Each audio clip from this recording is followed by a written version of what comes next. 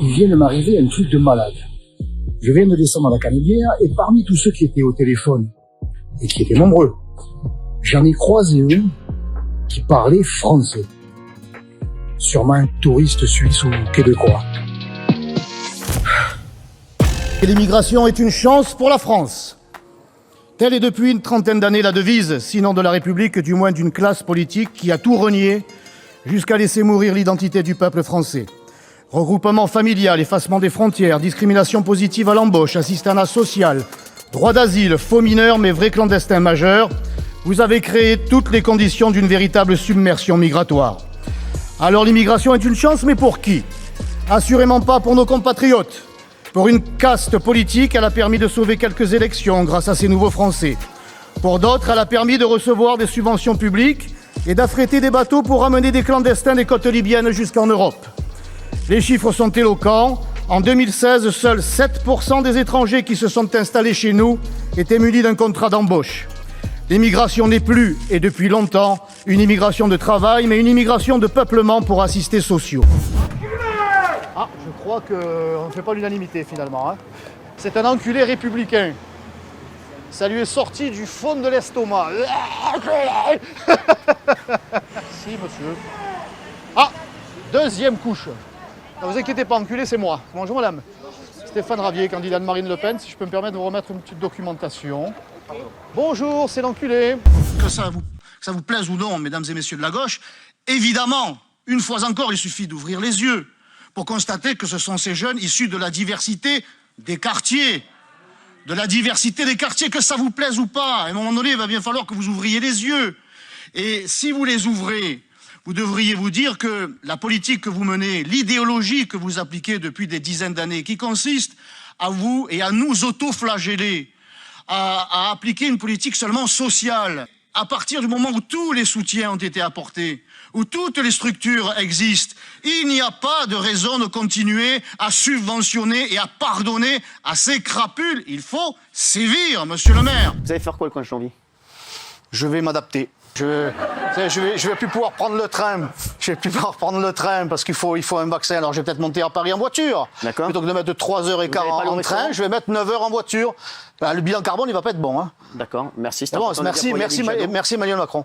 Et donc, vous allez faire quoi? Plus de restaurants? Ben, écoutez, je me ferai livrer. Ah ouais? Ah, c'est vrai, vraiment? Je vais m'adapter. Je suis un sous-citoyen.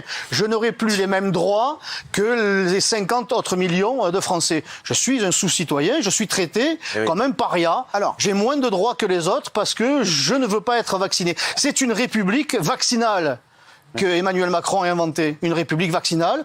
Nos droits sont conditionnés à partir de l'accord ou pas d'être vacciné. C'est extrêmement grave. Je t'en foutrais du vivre ensemble.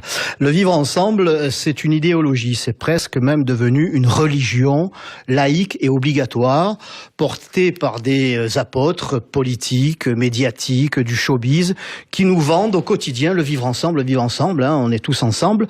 Or, si on est là, on doit vivre ensemble. Oui, non, mais ça, c'est une théorie, c'est le livre sacré avec ses versets qui sont comme ça diffusés. C'est ce que vous a dit Emmanuel Macron hier à Marseille, en disant c'est vous Marseille, dans toute sa diversité, vous êtes là. Mais j'aurais aimé, ça vous a pas interpellé Macron à Marseille. Mais j'aurais aimé que Monsieur Macron, qui est passé de la salle au stade Vélodrome, se rende un peu dans les cités et qu'il passe du vivre ensemble, de la théorie, au vivre avec.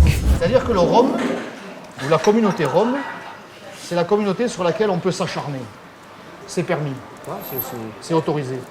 Parce que la mère Preciosi qui gueule, qui pleurniche sur l'invasion ou l'installation des Roms, tu ne l'entends pas sur les clandestins, je sais pas moi, nord-africains par exemple, algériens en particulier. C'est curieux.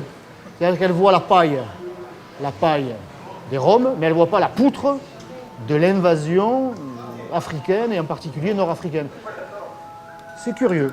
Monsieur Ravier, on se verra dans le 13-14, je vous préviens. Toujours le même hôtel à la même heure.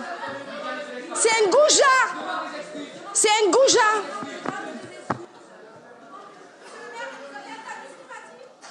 Allez, poursuivez. On n'est pas flic. Elle arrête de filmer. S'énerve pas, on n'est pas flic. Moi, tu passes pas avec la caméra devant moi. Et c'est marqué où qu'il faut pas passer devant toi avec la caméra? Je passe avec la caméra face comme ça. On retiendra pas tes images. Baisse la caméra. Elle a baissé la caméra, elle a baissé, elle a baissé, elle a baissé. Donc voilà, tu vas pas sortir du quartier avec la caméra. Allez, on y va. Il est taillé dans du... Il est taillé dans du bois de cagette en plus. Il est taillé dans du bois de cagette et il fait le malin parce qu'il sait qu'ils sont 500 là qui te déboulent dessus. Est-ce que le pass protège réellement? La réponse est non. Cette phrase n'est pas de moi, mais de Jean-François Delfrécy, le président du Conseil scientifique. Quel aveu! L'objectif du ministre n'est pas de soigner ni même de protéger les Français. Son objectif n'est plus sanitaire, il est politique. Il veut tout simplement donner l'illusion de faire quelque chose en prenant la décision la plus arbitraire et autoritaire que ce pays ait eu à subir depuis 3/4 de siècle. Si son objectif était de protéger nos compatriotes, il rendrait les tests gratuits pour tous, il investirait massivement et depuis 2 ans dans l'hôpital et la recherche, mais rien de tout cela n'a été ne serait-ce qu'amorcé.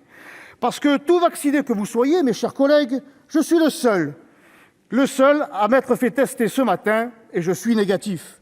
Je suis en mesure d'affirmer que je ne contaminerai personne ici. Qui, dans cet hémicycle, peut en dire autant? La dérive autoritaire est terrifiante et ce qui me terrifie encore plus, c'est la docilité du Parlement, de l'Assemblée hier et du Sénat aujourd'hui qui va avaliser vos décisions sans que presque personne n'y trouve rien à redire. Que les élus, que les députés de La République En Marche soient des godillots, on le savait. Mais que la majorité de droite du Sénat vote ce texte sans prendre en compte les atteintes irréparables commises sur nos libertés, c'est plus qu'inquiétant, c'est mortifère.